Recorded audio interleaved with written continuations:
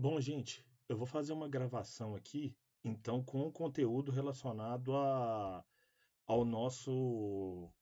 à nossa matéria de América Espanhola. Então, presta atenção que isso vai ajudar vocês em futuras avaliações, tá? Então, vamos começar aqui pelo seguinte, né?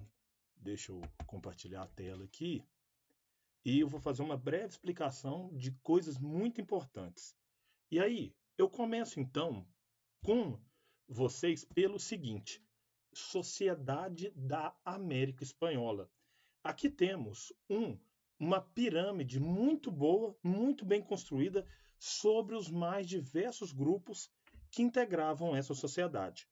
Eu vou começar a pirâmide de cima para baixo, ou seja, dos chapetones até índios e negros.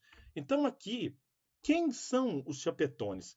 Estes aqui seriam à direita, né, de onde está escrito, que eram espanhóis, mas não qualquer tipo de espanhol, espanhóis ricos com acesso aos melhores cargos, aos altos cargos e com privilégios, privilégios mediante a lei mesmo, e o que trazia para eles o acesso a esses melhores cargos. Tinham muito dinheiro. Abaixo dos espanhóis estão os crioulos. Os crioulos também tinham muito dinheiro, também tinham grande poder econômico. Agora, pelo fato de terem nascido no continente americano, eles não tinham acesso aos altos cargos e não eram privilegiados mediante a lei. Então, o que está escrito aqui? Crioulos, descendentes de espanhóis nascidos na América, elite colonial, grandes proprietários e comerciantes, integrantes dos cabildos. Então, o único tipo de poder político que os crioulos poderiam ocupar era o cabildo. A título de curiosidade, pessoal, um cabildo seria o equivalente a uma Câmara de Vereadores. Bom, continuando aqui, temos os mestiços, artesãos, pequenos comerciantes, assalariados. Geralmente, o mestiço era o fruto de um relacionamento entre um chapetone e uma índia, entre um crioulo e uma índia, ou entre um chapetone e uma negra, ou um crioulo e uma negra. Então, era sempre levado em conta o reconhecimento do pai. Se o mestiço tivesse o reconhecimento do pai, ele poderia ter acesso a boas terras e ter uma boa condição de vida. Se ele não tivesse, aí ele estaria mais encrencado. Ele passaria mais dificuldades na vida. E na base da pirâmide, ou seja, na parte mais baixa, aqueles que eram explorados, mas aqueles que trabalhavam firme para que a sociedade da América Espanhola ocorresse, eram os índios e os negros. Como está escrito aqui, discriminados e explorados foram a principal mão de obra, principalmente nos latifúndios e minas. Lembrando, gente, um exemplo que eu sempre falo. Quando você vê um jogo da seleção argentina, da seleção chilena, da seleção peruana, desculpa, da seleção boliviana ou da seleção paraguaia, você não vê negros nessas seleções. Então, logo, aí predominou a mão de obra indígena. Agora, quando a gente sobe mais um pouco, pegando Peru, pegando Equador, pegando Venezuela, aí já vê um número de negros maior jogando nessas seleções. Então, continuando aqui, a gente tem o seguinte, né? Passando para uma independência, lembrando que nós vimos várias independências, temos aqui a de Cuba. E aí, Cuba não fica independente na mesma época que Argentina, Bolívia, Colômbia, Equador, Chile, México, entre outros. A independência cubana só é conquistada no final do século XIX. E aí, Cuba, depois que esses países da América Espanhola ficam independentes por volta aí de 1825, 1830, Cuba passa por várias insurreições, várias revoltas, e uma que se destaca, uma que começa a ganhar mais força, é a guerrilha de 1893, liderada por esse cara aqui da imagem, o José Martí, ou José Martí. Então, o José Martí lidera essa guerrilha e consegue algumas vitórias. Entretanto, ele morre em combate em 1895. Ele morre a causa não. Então, a guerra pela independência de Cuba continua, e aí Cuba vai contar com a ajuda dos Estados Unidos. Eu coloco a palavra ajuda entre aspas. Por que, que os Estados Unidos ajudam? Porque muitos empresários tinham negócios em Cuba e tinham medo de que uma independência sem a tutela, sem um acompanhamento dos Estados Unidos, trouxesse ali um desligamento dos negócios dos americanos por ali. Eles então enviam um encouraçado, um navio de guerra chamado USS Maine, ao porto de Havana. E o mesmo navio explode em 1898. Os Estados Unidos colocam a culpa na Espanha, falando que ela explodiu esse navio. Logo, isso vira uma justificativa para a Guerra Hispano-Americana. O que foi isso?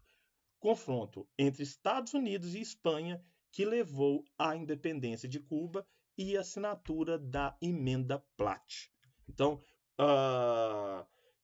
digamos assim, a entrada dos Estados Unidos foi algo que acelerou a independência de Cuba, que já viria em um determinado momento. E aí, como os Estados Unidos participaram dessa independência de Cuba e também de Porto Rico, eles se deram o direito de formular uma emenda chamada Emenda Platt, porque foi elaborada por um senador chamado Joseph Platt. O que dizia a Emenda Platt? Lei que dava aos Estados Unidos o direito de intervir nos governos cubanos que não fossem de seus interesses, além do direito de ocupar a ilha de Guantánamo. Desculpa, aqui faltou o S. Então, repetindo aqui, presta atenção na Emenda Platt, gente.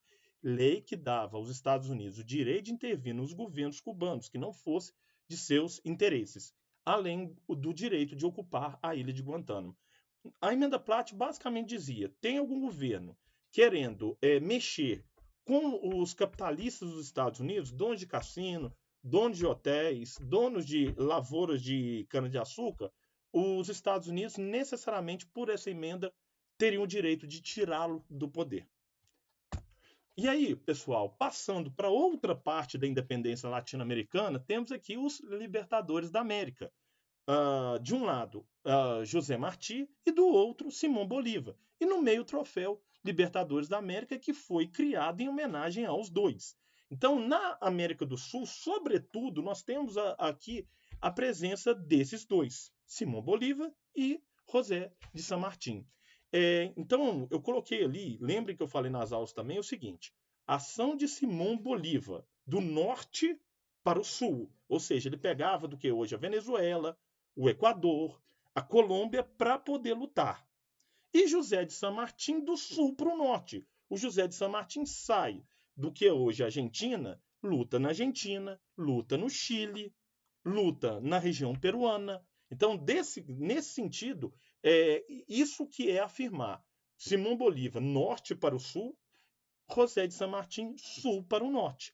E aí a gente tem, né, lutas de Simão Bolívar na Argentina, Chile, Peru e Bolívia, lutas de José de San Martín na Venezuela e Colômbia. Lembrando que o próprio país Bolívia, né, é uma homenagem ao Simão Bolívar, esse que está do lado esquerdo aqui, tá? Bom, encontro dos dois líderes em Guayaquil. Então, os dois atuaram na independência do Equador, que era uma região aqui de mais concentração de tropas espanholas, e ajudaram nessa independência. Bom, então, o que eu quero destacar? Bolívar luta, parte da sua luta, né, do sul, da América do Sul para o norte, enquanto José de San Martín faz do sul para o norte, enquanto Bolívar faz do norte para o sul. E aí, pessoal, a última coisa que nós temos aqui é a Napoleão e as independências da América Latina. A gente tem o seguinte, né? Nova configuração territorial europeia durante as invasões napoleônicas. À medida em que Napoleão invadia um país, ou ele colocava um parente ou ele colocava um general de sua confiança. E o caso mais emblemático é o caso da Espanha.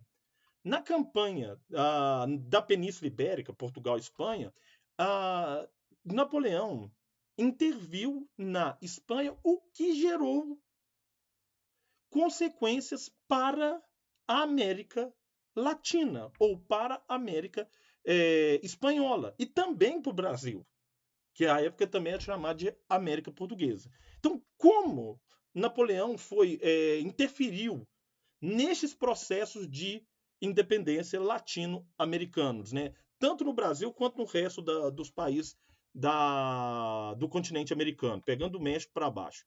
Na América Espanhola, as invasões napoleônicas fortaleceram o poder local dos crioulos e enfraqueceu o poder metropolitano da Espanha, pois este se encontrava em conflito interno contra Napoleão. Então, basicamente, o que Napoleão fez? Ao invadir e colocar o seu irmão no poder, as câmaras municipais, que eram ocupadas pelos crioulos, os filhos de espanhóis nascidos na América, viram uma oportunidade de aumentar o seu poder político, viram uma oportunidade de ganhar mais cargos mais privilegiados, além de abrir o comércio para outros países. Então, essas invasões enfraqueceram o governo da Espanha e favoreceram muito as juntas de poder local, que eram órgãos do governo aqui relacionados a que eram órgãos do governo relacionados ao governo local, né? A partir do momento que Napoleão invade, essas juntas de governo, as câmaras municipais ganham mais poder para tomar decisões políticas. Pessoal, é isso. Valeu e até um próximo vídeo, tá? Mandem bem aí nas provas de vocês. Tchau.